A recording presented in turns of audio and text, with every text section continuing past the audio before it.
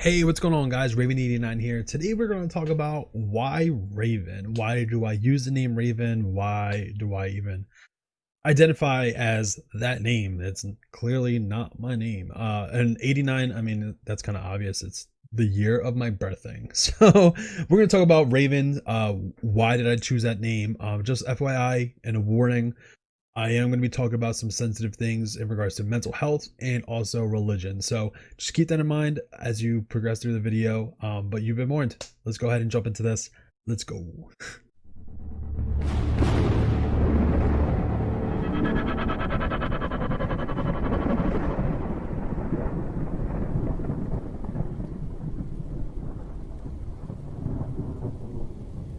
So why Raven?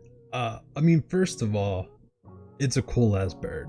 I mean, you can check out the image over here. Like, come on, like they're badass. Like, come on. I mean, let's be obvious. Let's be honest here. They're a badass bird. No, but seriously. So besides them just being super cool, and I like ravens. And no, it has nothing to do with the football team. It has nothing to do with the DC character. It has nothing to do with them. It's just the bird. I just really like the bird. I think they're really cool. But besides that, there's a couple underlying things of why I really like ravens and how it really like means a lot to me, I guess. One of the first things is like just kind of like a fun fact thing. Doesn't mean a lot to me, but kind of makes sense later on here. So ravens are actually known to be the smartest bird in existence. Like they're literally like their problem solving skills is, and they are actually able to mimic back. You know, they're actually just like a parrot. Like they're actually able to speak back and things like that. But their problem solving skills is higher than any other bird out there. So that's just a fun fact. They're really smart birds, and you're gonna know why I said that later on in this in the video too. But on a more serious note, one of the reasons why I really love the Raven is I love the poem by Edgar Allan Poe titled The Raven. When I first learned about this poem, I've realized that not that I identified a lot with the poem, but I kind of did at the same time in the aspect of basically my feelings about hurting. You know, like throughout the poem there's a lot of just emphasis on the hurt that the that the narrator or the person in the Raven is feeling and is going through. He lost his love Lenore. Basically she passed away, and all he does is reminisce and that feeling of how he was with her and how he felt about her and things like that. And then all of a sudden, this Raven comes out of nowhere, lands on top of a statue of basically Pluto, who's the god of hell in not Greek mythology but in Roman mythology. And basically he's just the Raven, like, so he starts to speak to this Raven, and the Raven basically replies to him like, nevermore. He's like, when am I gonna see, like, when will I ever see or meet the lost Lenore, who the angels call Lenore? And the Raven replies each time like, nevermore. Like, you're never gonna see her again. Like, she's gone. And that he starts to get angry, he starts to get frustrated, and you can really feel the hurt in the words of the poem. It's super interesting. If you guys never read the poem, I actually do ASMR and I read the poem a few times every time I do the ASMR. So definitely check out the poem. It's really good. I like it a lot. But I really identified, I was introduced to the poem in like 5th grade, so I was pretty young. I wasn't even a teenager yet, but I felt relation to, like, identified with the hurt. Not around this time, but kind of around this time, my father left, my biological father left me, my mom, and my sister when I was about 10 years old. So I had a lot of like trust issues and abandonment issues and things like that growing up into like my teenage years and things like that, and still dealing with trust issues and things like that, nowadays as an adult. It still affects me a little bit, but it is what it is. But I try to work through it. But the hurt of being left by someone that most of your life, all your life, you regarded to as like important, like a pillar of your life, and then they just up and leave kind of thing, really affected. So I really identified with the poem The Raven, like the losing of someone, I guess. Even though like now I have like no wants or ever wanting to see or hear from my dad again, I really don't care. I've moved on. I have my own life. I have my own children to worry about. Really don't care. But then it was still a thing that I was processing. It's still a thing that I was going through, and the loss of something like that, it's just like a giant just loss. And it's the same thing like Mrs. Raven will talk about the passing of her father. Now the difference is her father didn't have a choice. He went when it was his time, and things like that, and it happened that way. My dad had a choice and he peaced out. So there is a difference there, but it's still kind of the same, like the missing and the hurt of a main pillar of your life. So I really identified with this poem growing up. I really identified with the hurt, and with that, along with that, like through my teenage years and things like that, I struggled. I call it depression. I never was actually diagnosed. I never been to a therapist or psychologist to be truly diagnosed with depression, because I refuse to go to one. I'd be willing to go to one now if I wanted to or had to, but I probably should, to be honest. But and that's okay. It's okay to have a therapist and go to therapy. No one should ever be ashamed of that. Like, it's not something that's shameful. Like, I think everyone should have some type of outlet or a therapist to get professional help, even though it's just good. It's just good for your mental health.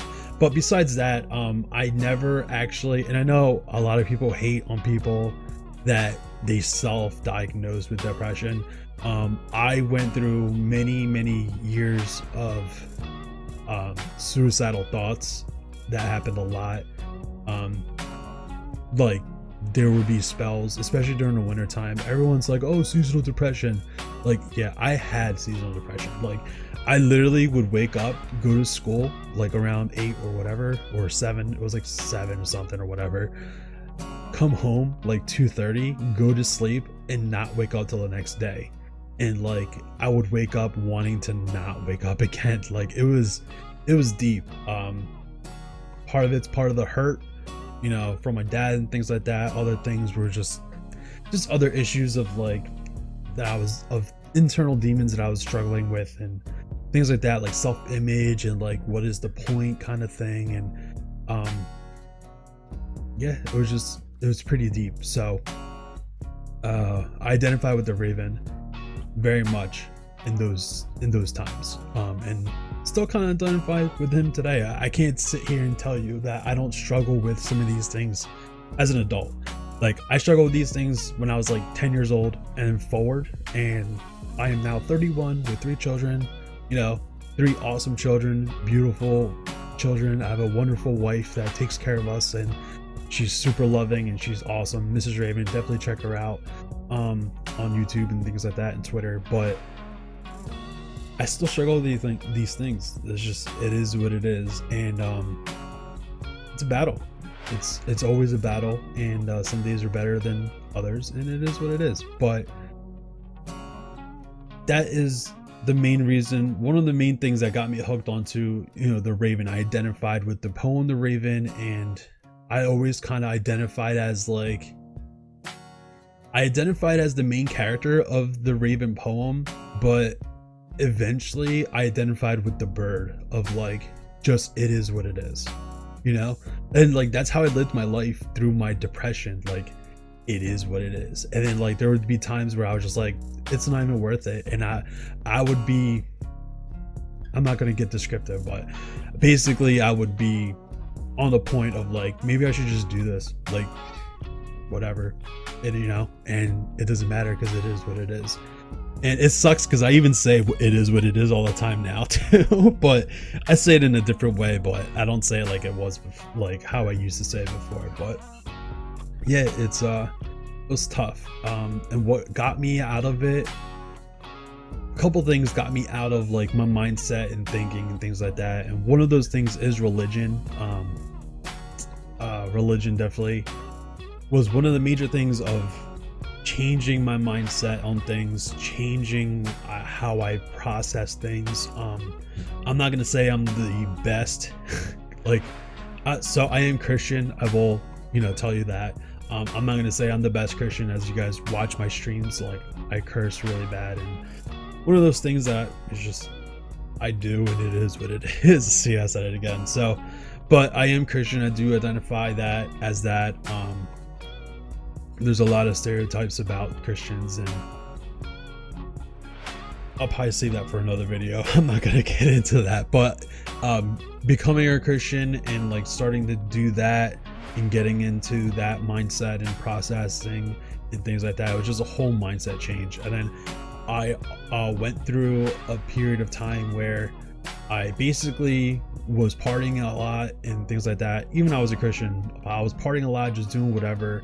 And I fell asleep driving before, one time, going like 56 on like a 35-mile-an-hour road, and fell asleep driving. I wasn't even drinking the night before. I was just tired.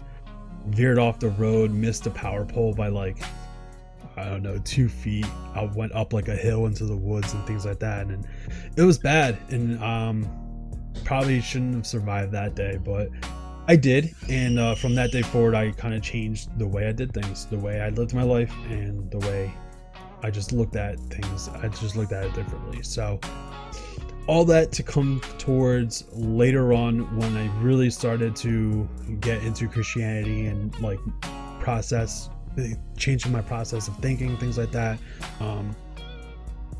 There's actually a couple references of ravens in the Bible that actually is really cool, and I really like it a lot. One of those instances is there's a story in the Bible with Elijah, and basically he's like on the run, he's being hunted down and things like that, and he's in the woods, in the wilderness. People call the woods wilderness, but then other interpretations is more like the desert. And he didn't have food or anything like that, and he was pretty much out there to starve to death. And then all of a sudden ravens started coming by and dropping food off for him, and he was fed by ravens for a number of days until he was able to, get to a safe place and stuff like that. So just the fact of him being saved by ravens was really cool. But the other part, and this is where the smartness things, the knowledge and things like that comes from, is during the time, or the story, the account of Noah's Ark. So everyone knows, most people know about the story about Noah's Ark. The flood came and things like that, and he sent out a dove to go look for, twigs or some type of sign that there's dry land somewhere. Well, before he sent the dove, he actually sent out ravens 2 times prior to that. And that's significant in regards to ravens are known, like I said, to be known as the smartest bird. And basically Noah sent out these ravens, one time, the second time, because he knew they were, and this is not in the Bible, this is just interpretation of the Bible, and I see it as true because it makes complete sense to me. Because ravens are the smartest bird, knowledge, and he was like, hey, let's send out the ravens, see if they can find land. And they came back, found nothing both times. And then the third time he sent out the dove, and then the dove brought dry land proof. The thing that I equate ravens to in that specific account of the Bible of Noah's Ark is knowledge. Knowledge about anything, life, the Bible, anything, knowledge. That's what I equate that to. And knowledge, just knowing stuff, just having knowledge about stuff, failed twice. But what succeeded? Sending the dove, which the dove normally represents love, peace, faith. Those are the things that normally doves are equated to, and that is what brought back evidence of dry land or promise. You know what I mean? So it's not that ravens like failing. I'm like, oh yeah, ravens failed. Like, it's not really about that. It's more of a like, I just found that like later on in life, like, oh wow, that's interesting. Like, it makes sense for ravens to represent knowledge because of everything that I said it earlier and things like that. But I do identify as Raven and as a Raven, and a lot of people do know me as like the guy that knows a lot of stuff or knows a lot of like random things. I'm not ever going to claim that I'm smarter than anyone. Like, I just won't ever claim that, but a lot of people do view me as someone that's knowledgeable. But I do emphasize more than knowledge. Like, I love gaining knowledge, yeah, sure, but I emphasize more on hope and love and like peace and caring for people. So no matter, basically, to summarize this, no matter how you identify yourself, most of the time the thing that you identify yourself as or associate yourself with, most of the time people are we're our own critics, like worst critics. Usually we look at ourselves and we think the worst about ourselves, and I just want to spread some love and some knowledge of like, you are loved, right? You are loved. You're able to find peace. You're able to be loved. You're able to have hope. So I guess to summarize this, yes, I'm known as Raven, but I also like to spread love and peace and hope. And I hope that you guys look at yourselves at not in your worst, critical view of yourself, but you look at yourself as someone that can be loved or is loved. Because I love everyone. I love. You come to my chat on Twitch, I will sit there and just drop love on you all day if I could. Like, straight up, that's all I would do if I could. But that's just what I'm about. I'm about just loving on people and hoping and trying to help people not hurt the way I have hurt, or not have hurt like other people that I know in life have hurt as well. I don't like seeing people hurt at all. So that's pretty much it. I identify as Raven, cool ass bird. I love the poem The Raven. Had some struggles in life and just represents knowledge and things, which is awesome, but I like to spread hope, love, and peace. So hope you guys enjoyed the video. Sorry if I went a little ranty and a little deep there, but I get asked this a lot, and I feel like in my stream, to stop everything to explain it, like it's a long explanation, it's a little tough. So hopefully, guys, I'm not gonna like, oh, you want to know about the Raven? Watch this video. Like, I'm not gonna do that, but like, at least for you guys that are interested to know why I associate myself to ravens, this gives you a little bit more insight. So if you guys have not checked out Mrs. Raven's video this past week, definitely check it out. She talks about her journey and her uphill struggle against trichotillomania, which is a stress disorder, an anxiety and stress disorder that results in pulling your own hair. So definitely check out that video, last week's videos, and if you guys like what you guys see, press the subscribe button. Also, leave some comments in the videos. Like, we want to talk to you guys. Like, we want to talk back to you guys.